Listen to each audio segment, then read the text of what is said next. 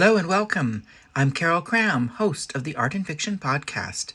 This episode features Alka Joshi, the internationally best-selling author of the Jaipur trilogy, The Henna Artist, The Secret Keeper of Jaipur, and The Perfumist of Paris, and her new novel, 6 Days in Bombay, listed in the visual arts category on Art in Fiction. Since the release of The Henna Artist in 2020, Alka has spoken to over 1,000 libraries, book clubs, bookstores, literary festivals, podcasters, universities, colleges, and corporations about persistence, patience, and passion, and her 10-year journey to overnight success. Alka was born in India and came to the United States with her family at the age of 9. She has a BA from Stanford University and an MFA from California College of Arts. Welcome to the Art and Fiction podcast, Alka. Thank you so much for having me, Carol. I so enjoyed 6 Days in Bombay, which is the third novel by you that I've read, not your third novel, but the third that I've read. And of course, I had you on the Art and Fiction podcast a few years ago to talk about The Henna Artist. So, 6 Days in Bombay focuses on the relationship between a female painter and her nurse in 1930s Bombay. So, let's start with you sharing a little bit about your inspiration for 6 Days in Bombay.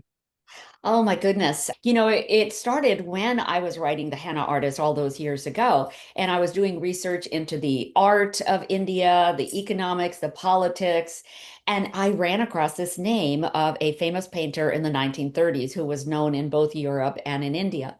And her name was Amrita Sher-Gil.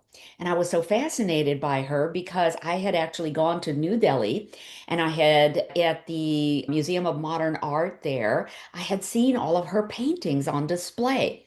And I was really taken with them because they were a combination of avant-garde and surrealism and a little bit of impressionism and so on.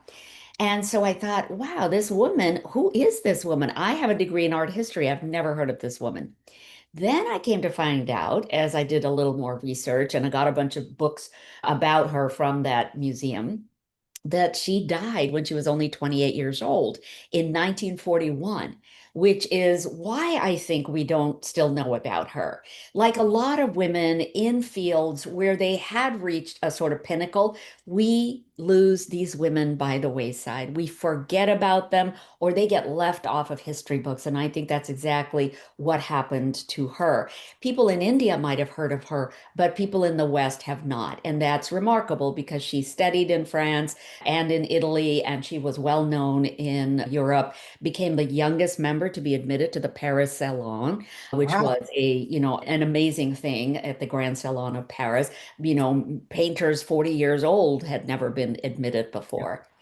So I thought, if I could write about her, if I could let more of the world remember who this woman was, not only for her paintings, but also for her formidable personality, which was really out there. Because of those two things, we need to remember this woman and we need to remember her talent and how extraordinary she was. So I thought if I could write a fictional account, perhaps, of her life or death or something about it, then maybe I could go a little ways towards helping with that remembrance. So that's how 6 Days in Bombay came about. So, why did you decide to make it fictional rather than base it on the real character? Well, because I'm not a biographer, and I really Yeah. do think that being a biographer requires a lot of patience because you have to get into all of the diaries and the nitty-gritty, all of the little, strange little remembrances you can find in articles or, whatever. And I did do a lot of research about her, but it wasn't so much her life I really wanted to portray. I wanted to portray somebody like her living in that time period in the 1930s. So Mira becomes my fictional sort of understudy of the physical painter Amrita. And Mira is just as flamboyant as Amrita Yes. was. Mira is also a half and half identity, which means that she is half European and half Indian, just as Amrita was. And so she is as comfortable in Europe as she is in India. She loves wearing the latest Paris fashions, but she's also really comfortable in a sari. And she's outgoing. She loves to be the life of the party. And so, as a painter, you would think that most painters are sort of introverted. They want to spend a lot of time alone painting. She was not that. She really wanted to be, in society.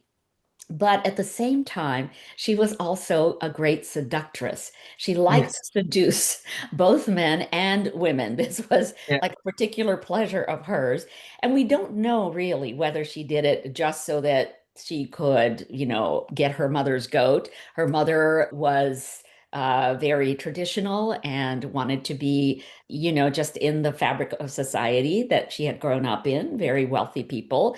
And she didn't want a daughter who was going to be so scandalous. But Amrita was scandalous because of her, sort of sexual proclivities, but also because she was painting women in the nude, which was not something that was done in the 1930s by women. Not Men, by women. yeah. And you know how Men. men have always painted women in the nude, men in the nude, tons of things Absolutely. like that. But for some reason, it was not okay for women to do it. And she's going out there, entire exhibitions are, females in the nude. And when she didn't have a model, she painted herself in the nude. Another big scandal for her mother and her father. And then when her mother said, listen, I really need for you to calm down, stop creating all this scandal. Why don't you marry one of these nice young men we meet in our social set? I'd like you to marry a Maharaja. I'd like you to marry a businessman, an industrialist of some kind. Come on, you can do this. And so, the painter said, "Oh, you want me to get married? Okay, Mom, I'm going to marry my first cousin." And so she marries her first cousin. And in real life, this is what the real painter had done. And, so the mother is even more scandalized because this is just not done in their social set. So I just think that at every turn, this painter was just willing to be her own person. She didn't want anybody else determining who she was. She was going to decide for herself who she was. And I loved this about her, and I loved it about the real painter. So I'm loving this character, and I'm thinking, where do I start the story? Mhm. Well, I want to start the story, I think, at the most dramatic moment of this young woman's life, and that is actually her death. The real Yes. life painter showed up at a hospital at the age of 28, within 2 days slipped into a coma and died. And there's no explanation for how this happened. It could have been because maybe she had a miscarriage. Maybe she had sepsis of some kind. Maybe she had a misdiagnosed tumor. Maybe she had an abortion because the real life painter had had abortions, by the way, because she wanted to sleep with everybody.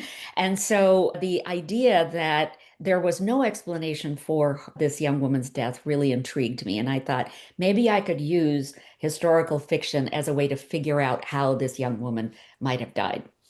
Okay, so I'm going to start at the death. Then I think, Carol, okay, if I start at the death and this woman died, is she the one who's going to tell the story or is somebody else going to tell the story? So then I thought, how about the person who is taking care of her in those last 6 days at a private hospital in Bombay? How about that nurse gets to tell the story? And then I thought, all right, what would make these two women able to really bond with one another and for the painter to reveal all kinds of interesting things about herself to this nurse within 6 days? Well, two things. One is they're both in their 20s. So Yeah. they have an age sort of familiarity. And then the second thing is they are both dual identity. So my nurse is also a dual identity because as it turns out, I set the book in 1937. And at that time in India, it was the English nurses and the Anglo Indian nurses who got to work in private hospitals and earn a better salary. And Oh. so I thought, my nurse has to be Anglo Indian. How is she going to be Anglo Indian? Now she can be both Indian and European. And so I went and did all this research on Anglo Indians.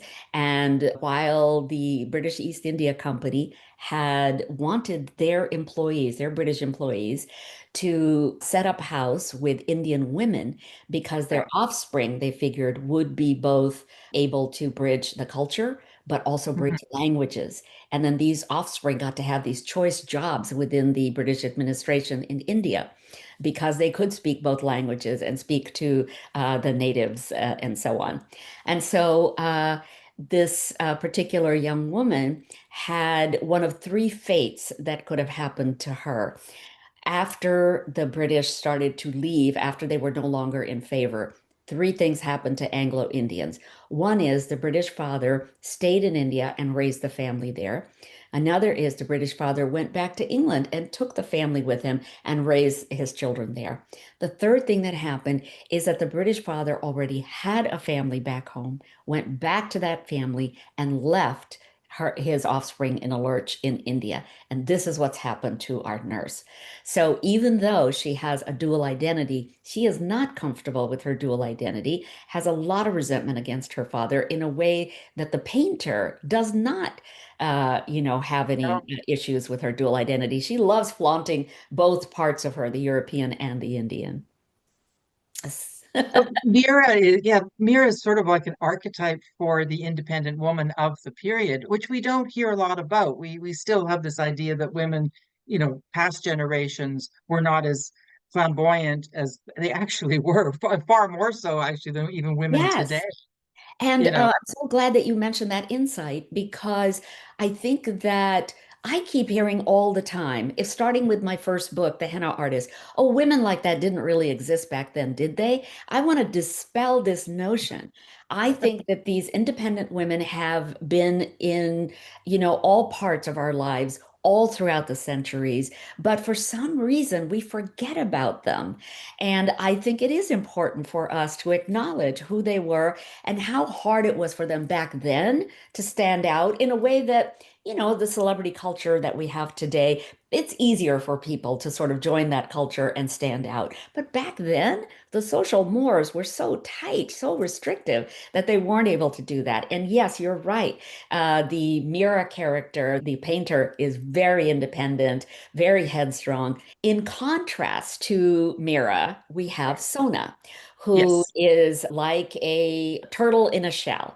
And she is about to come out of that shell. She so wants to come out of that shell. She doesn't really know how, but Mira understands that this woman Yeah. deserves to come out of her shell and live this life of independence. And so Mira is going to help her do that. When Mira dies, she leaves four paintings for the nurse to deliver to the painter's former friends and lovers. Now, in so doing, she is going to set Sona off on a course that is going to take her out of that comfort zone. She's going to go to different countries. She's going to go to Istanbul, Prague, Florence, Paris, London, and back home. And she's going to meet all of these remarkable people that the painter used to know in order to deliver the painting to them. But more than that, she has to find these people first. All she knows about them are these little conversations that she had with the painter while she was her patient. And so, we don't have any internet, an iPhone. We don't have, easy ways to find people in the 1937 era. And so the nurse has to figure out very clever ways in order to find these people. At the end of this journey, Sona is going to figure out exactly how that painter died. But also, she's going to Yes. find out more about her own mixed parentage. And I think that that is the real crux of what she needs to find out. That I think even Mira, before she died, knew was really one of Sona's main goals in life. Find out who that father was who left her. Exactly. So, because it really is Sona's story, this novel. Mira is in there, but you're rooting for Sona right from the start. She's a wonderful character. You must have had a lot of fun creating Sona. Well, I did, and I think Carol, she is most like me than any of the other characters I have written about Mm. so far. So, like me, I think Sona was in this little shell and was just dying to be let out, like wanting to go and do different things in life. And I don't think that I got that opportunity until my mother really, really impressed upon me that I needed to go away to college. Don't stay Oh, here in this, area that we live in. Go far away to college.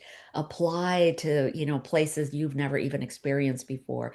I got to Stanford. I'd never even been out to California. My first day out there, wow. I'd never even been out there. I mean, now people have these lovely little, campus tours they do and everything. We had No, nothing like that, no, right? we just showed No, up we without our just parents. You never went with without your your parents, parents. absolutely. No. So, yeah, so I think she is most like me. And then this whole idea that the discomfort she has with her dual identity is Yes, also like me yes.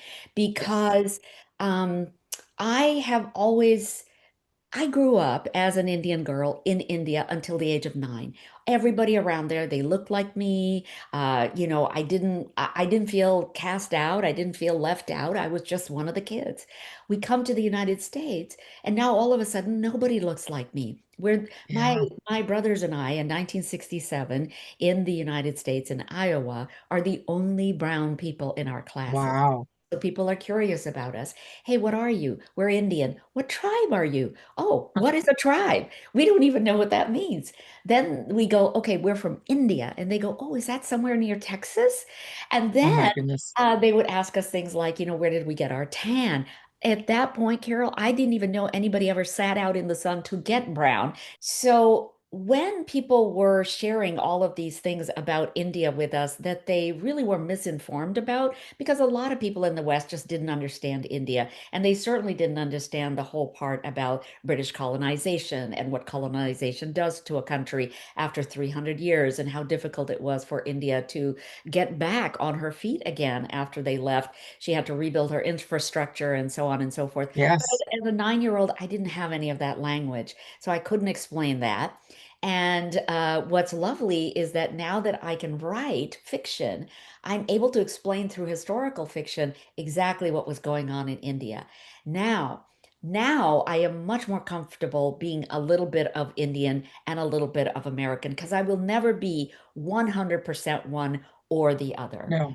Yeah. And I thought I could get away with being 100% American when I decided, no, I'm Yeah. just not going to be Indian because it's not cool. I get that. I am just being left out. No, no, no. I want to fit in. I'm going to be 100% American. But how can I, looking the way I do, look like 100% American? So, like Sona, I had this real discomfort with my dual identity. And eventually I have gotten to the point where I'm like, okay, I get it. It's fine. I can deal with both parts of me, and both of them are perfectly wonderful. Yes. That's wonderful. And of course, I think we all, as North Americans, I'm Canadian actually, but it's the same idea. We're still immigrants. Unless you're Native American, you're an immigrant. And so I think we all have that, those of us that are, immigrant background, we do have that identity crisis a little bit. It's different for you being from India, more of a visible, whereas my heritage is English. But still, that is my background is Northern England working class, Yeah. and I'm always going to have a foot there, right? So I think that we relate to that. And I was just going to say that I thought Sona was very relatable for many reasons, but one that stood out for me personally was how she related to her mother and the grief for her mother. Like yourself, I remember I recently lost my mother. And it sounds like you were very close to your mother as well, as was I. And so I wonder, I'm presuming that a lot of yourself went into that depiction of the grief. Yeah, because I think no matter when your mother dies, I don't think you're ready to let go of her. No, And I remember this feeling when my mother died. I thought to myself, now, I have a lovely husband, I have a wonderful father, but I thought to myself, the person who loved me most in yeah, this world is now gone. I know. Isn't it? It's tough. My mother was 93 and she was wanted to go. She and I were super close, but it doesn't matter. I didn't think it was going to be as difficult. So I really related to how you depicted Sona's grief. And I did, as an author myself, I thought that's really interesting how you're probably putting a lot of yourself into that Yeah, experience. Because I think we do yeah. that, don't we? Yeah, as absolutely. Absolutely. And as I wrote that, I was crying. I was I just bet. sobbing. And because I just remember, when Sona says, I'm not ready to let you go. I Mm, still need to learn so much from you. And I remember thinking that and feeling that yeah. when my mother was Oh, gone. it totally got me. My mother's actually been gone 4 years now, but it doesn't matter. It seems like yesterday. Yeah. So one of the other things that was fascinating about this novel, because it was a period I didn't know a lot about, was India in the 1930s, time of huge change. I always think of it as the big change in the 50s when they became independent, but of course it started in the 30s. Oh, So yeah. that must have been very interesting to research because it's before your Yes. time. Yes. So, and I could do it through the lens of Sona because Yes, she is half English and half half half. Indian. She is feeling the sort of animosity towards the British at this time. She's feeling that all of a sudden now she has sort of become the enemy when she's Yeah, among Indian people, and then when she's among English people, she's also a bit of the enemy because she's not 100% English. And so she's feeling this push and pull of being an English person. And so this is a time at which the Indians are saying, listen, you have got to leave now. You guys have been here for 300 years, overstayed your welcome. We really yes. need you to leave now. We are ready. So there is a period, it's about 10 years away from the actual independence Hmm. of India, and it's fraught with a lot of rebellion. There are freedom fighters everywhere. There are uprisings everywhere. There are little riots. The college students in India, all the Indians are getting very head up about independence. And of course, like a lot of college students, very passionate, want India to have her independence. And Sona sees all of this in India, but then when she goes to Europe, guess what? The same thing is happening in Yes. Europe, but in a different way. So in Europe, the rebellion is against the fascists and the Nazis. Yeah. And but the same underground movements are going on. There are freedom fighters. There's a lot of whispering going on. When she gets to Prague, remember, when she meets up with Petra, Mira's old love, Petra cannot very easily talk about the Czech feeling about the Nazis because the model that she has sleeping in her bed right then is a male model and he is a German Czech. And Yeah. so everybody's very careful about what they can say and how they can say it. Yeah, it was amazing to me to find the similarities between the two different places that are going on at the same time. It was a very interesting period, the 30s, wasn't it? And Yeah. yes, of course, it was wonderful because you've got Bombay and then you have Europe, which you don't usually have a novel that spans that large an area. You must have had a lot of fun with the research, Oh, the European parts, for example. so much fun. So this is what I do every single time that I need to research a book. Yeah. And I want to research it. I want to show my readers what it feels like, smells like, looks like, all of these kinds of sensory, sort of experiences. I want them to feel them. And so the only way I can do that is if I go to these places. So of course Yes. I went to Istanbul, not a couple of years ago, but before that. So I know very well what Istanbul smells like and what the food tastes like and all of that.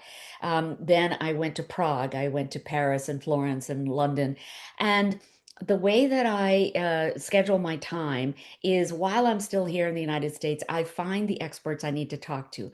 I needed to talk to experts in the interwar period. So what was happening between World War I and World War II. I find art historians who can tell me a little bit about what artists were doing in Mhm. that time period.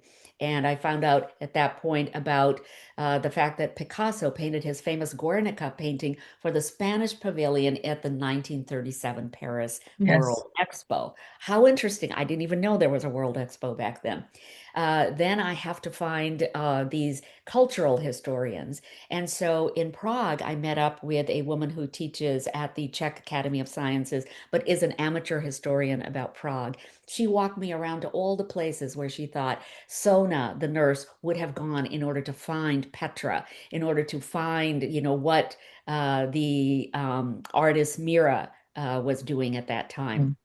Uh, and then, of course, in Florence, I met up with an art historian professor. He teaches at the University of Milan, but he met me in Florence, and he'd walk me through all the downtown area. Well, I call it downtown, but old Florence. Yeah. And also the area where all the expats used to live, because he said this Oh, is where, if you have any expats in your novel, this is where they would have lived at the time. So that gave me the idea that when Sona is looking for Paolo, Paolo is now married to an American woman who lives yes. along that Via Tornabuoni, but also that she's rich because only wealthy Americans were living in Florence at the time. So it just like walking through these streets just gives me such a great flavor for my character walking through these streets. And then I supplement that with things that I am looking at through photo archives of the time period, Yes. what people are wearing, how the men and women are relating to one another. You know those wonderful movie tone news reels that Yes. Those they are used to great. play? Yeah. Yeah, at the beginning of movie theaters back then. Well, I watch a whole bunch of those. They're all available on YouTube. And that gives me a great idea of how they were letting people know what was happening in the World War II era. So, yeah, it was just an amazing education for me as well. Would you like to do a reading for us, please? Oh my goodness, yes, I would love to. And in this particular passage, we are on the Orient Express with Sona and her compartment mate, a woman named Agnes, whom she has just met. Agnes is very well put together. She's European. She has a beautiful, skirt suit on, and she has a sophisticated air about her that Sona is very enamored of and wishes that she could be more like this woman. Agnes looked thoughtful. She tapped cigarette ash on the glass ashtray embedded into the table. Things are never as they seem, you know. Take a look at my trunk. What do you see? I looked up at the luggage rack and cringed. My tweed trunk sagging in places with its tarnished latches, and her smart one, a wax cotton canvas in warm brown, outlined in leather with brass tacks, and three gold initials, CRS. It's a beautiful trunk. I'm not sure I could ever afford it. Is that what you see? She said. I raised my eyebrows. What more was there to see? But I took another look, and then it dawned on me. The initials are different from yours. She released a cloud of nicotine, letting the smoke swirl around her as if she were a genie from 1001 Nights. If my name were Agnes Kelmendi, I frowned. But you told me, or perhaps Agnes is my name, and I stole that trunk. I don't understand, I said. I was so confused. Or I could have bought that trunk from someone with the initials CRS. It could also be that I was married to a wretched man with those initials, and I claimed the trunk in the divorce. Her white teeth gleamed between pink lips. Any one of those could be true. How are you to know? The train was slowing down. We were nearing Belgrade, where our sleeper car would be uncoupled and added to the train headed for Prague. I don't understand, I said again. I felt as if I'd missed a part of the conversation and was having a hard time catching up. You will. Agnes crushed her cigarette in the ashtray. She pulled on her gloves and gathered her clutch. The porter appeared at our cabin to take her luggage off the train. She cupped my chin in her hand and smiled. She seemed sad. I caught a whiff of her jasmine and sweet cigarette scent when she said, You're a sweet girl. The world is a big place. You'll learn. No spoilers, but we do know what's going to happen next.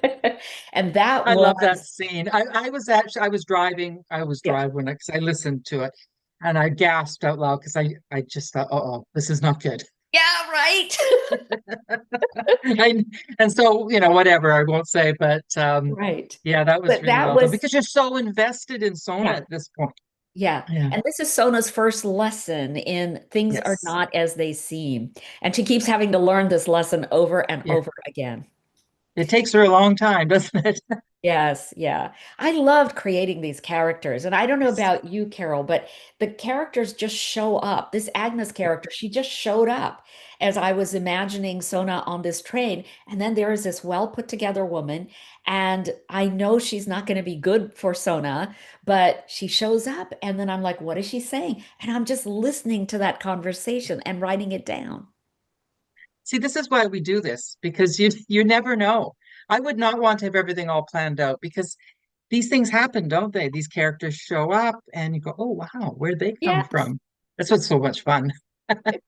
that is fun. So, one of my goals in the Art and Fiction podcast is to inspire other authors. So, this is a question I ask everybody actually. What's one thing you learned from writing this novel that you didn't know before? I learned so many things, and I think some of them we just covered about the fact that there was so much going on in Europe at the same time that there was Yes. going on in India. And one of the things I love about writing historical fiction is that I learned so much. Yeah. One of the other things I learned, which was very interesting, is that some of our earliest Bollywood actresses in India were Indian Jewish women. I didn't even know there were Indian Jews. Apparently, there are huge communities of Indian Jews who existed before Israel became a state, and then it became a country, and then they fled to Israel. But in India, Jews escaped persecution from other lands because India never discriminated against the Jews. They said, "Come on in. Whatever it is you want to do here, you want to set up a synagogue, fine. You want to wear the kippah on your head, that's fine. You want to set up a community center for Jews, fine. Whatever it is you want to do, it's fine. Just be a valuable contributor to the rest of the community." And they were. And so, at a time when Hindu and Muslim women were not allowed to be performing on the stage, Oh, Jewish women stepped up in India and they became our earliest actresses. I was just blown away by that. I had no idea.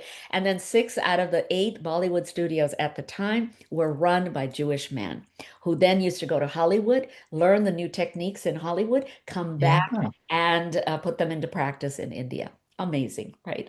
This sounds like another novel. Wouldn't that be interesting? And I found a way to work all of that, all of these little tidbits that I learned. I find a way to work them into the Yes. narrative, which I just love to do. Um, I think in terms of craft, one thing that Yeah. I learned writing this novel is that not everything has to be explained.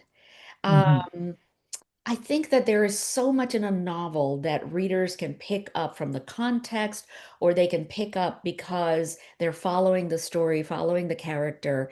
And I think that we as authors don't have to explain everything. For No. example, towards the end, when Sona makes certain choices about the life going forward, I have many readers who say, why did she make that choice? And I thought to myself, it's because I wanted you to think about this, right? Everything should not Yes. be handed to a reader on a plate at the end. They should have the ability to say, now, why did that happen? Could she have done it because of this? Did she do it because of that? So I love the idea that a reader can be left with questions that they need Yeah. to answer on their own. Just like in life, right? Yeah. We don't know everything about everybody. Yeah, I like the way you did that. I think I know what question you're talking about at the end. Yes. So what's next? What are you working on right now? This is your fourth novel, right? This is the No, fourth excuse, novel. it is the fourth. Yeah. Yes, and the book number five is almost finished. I just need Yes. to go back and do my next round of revisions. But Yes. it is taking place in 1920s, back in Jaipur again. Oh, And there's a young woman, she's only 17 years old. She wants to learn the classical dance in India oh, that is called Kathak. And yes. it is a dance that has been for centuries a classical dance in India. But what happened at the time that the British learned that the courtesans of India used to dance this because the courtesans are like the geishas of Japan. They Yeah. were trained in the classical arts, music, dance, poetry, all of that. And so they used to practice this dance. But in 1857, when there was the first mutiny against the British in India, the Britishers learned that that mutiny had been financed by courtesans. So now anything associated with courtesans to them was anathema, and they thought we're going to destroy these women, and they did that by ruining their reputations and calling them prostitutes. So now, Oh, no Brahmin family, no respectable family of any kind wanted their daughter to learn this dance, even though it had been practiced for years and years and years. So there was a period of about 80 to 100 years before independence of India that women were not allowed to even learn this particular dance. And so it was only the courtesans in their houses who practiced it, and it was men who practiced it in professional dance troupes. That's it. And the men would play both sides, just like in Shakespearean troupes. They would play the yeah. men and the Yes. women's roles in these dances. And so I thought, well, what if this girl wants to learn this dance? She's going to have to learn it in secret. How will she find an instructor? She's going to have to learn to perform it somewhere in secret. How will she get away with that? And then there's a side story going on about a mother who has disappeared.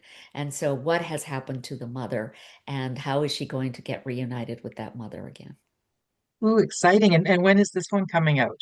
This one should come out probably late 2026 or early 2027. Oh, okay. Oh, well, we'll look for that. Do you have a title for it yet? I don't, and I don't know if Mm. you know this, Carol, but I don't come up with my own titles. And for example, Six Days in Bombay, that was something that the editorial and sales team came up with together. And I think it's a great title. I had no idea what they were going to title this one. But starting with the henna artist, I had wanted to title that The Enemy of the Crocodile. And the sales team and the editorial team, they looked at me and they said, "Why?" And I said, "Because there's a famous proverb in the narrative that goes like this: only a fool remains in the water and stays an enemy of the crocodile." So it made total sense to me that this would, happen. Thanks so much for chatting with me today, Alka. This has just been fabulous. Well, I love it too because every time I speak to you, I get a new insight. I get an insight into something about my characters. Like, it was somebody else who said to me, "I think Sona is just like you, Alka." And I thought, oh my God, she's right. I didn't even think until then that that was me I was really writing about. Yeah. Oh, that's wonderful. Well, thank you. You're so welcome. I've been speaking with Alka Joshi, author of 4 novels, including 6 Days in Bombay, listed in the visual arts category on Art and Fiction at www.artandfiction.com. Be sure to check the show notes for a link to Alka's website at www.alkajoshi.com. If you are enjoying the Art and Fiction podcast, please help us keep the lights on by making a donation to the Ko-fi website at www.kofi.com/art and fiction. Also, please follow Art and Fiction on Facebook and Instagram, and don't forget to give the Art and Fiction podcast a positive review or rating wherever you get your podcasts. Thanks so much for listening.